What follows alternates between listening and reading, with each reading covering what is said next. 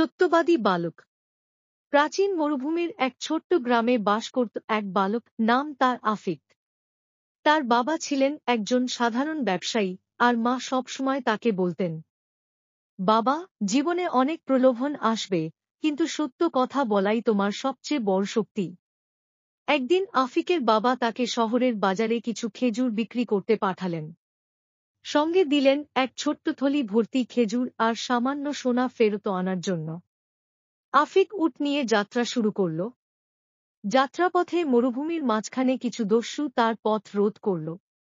তাদের নেতা, মুখে ভয়ঙ্কর দাড়ি আর হাতে তলোয়ার, গর্জে উঠল, তুমি কোথায় যাচ্ছ?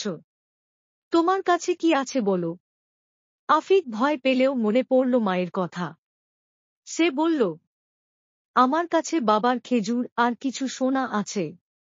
দস্যুরা হেসে উঠল, এত সহজে কেউ সত্যি বলে না, নিশ্চয়ই মিথ্যে বলছ। তারা তার থলি খুলে দেখে সত্যিই সেখানে সোনা আছে। সবাই অবাক হয়ে গেল। দস্যুনেতা গম্ভীর হয়ে বলল, ছেলে, তুমি জানো আমরা দস্যু, তবু কেন সত্য বললে? আফিক শান্তভাবে বলল, আমার মা শিখিয়েছেন, মৃত্যু হলেও মিথ্যে বলবো না। মানুষ হয়তো আমার জিনিস নিয়ে যাবে, কিন্তু আমার সততা কেউ নিতে পারবে না। এই কথা শুনে দস্যুনেতার চোখে জল এসে গেল। সে বলল, তুমি আমাদের বদলে দিলে, ছেলে। আজ থেকে আমরা ডাকাতি ছাড়ব। দস্যুরা আফিককে নিরাপদে বাজারে পৌঁছে দিল, আর বাবার খেজুরও বিক্রি হল ভালো দামে।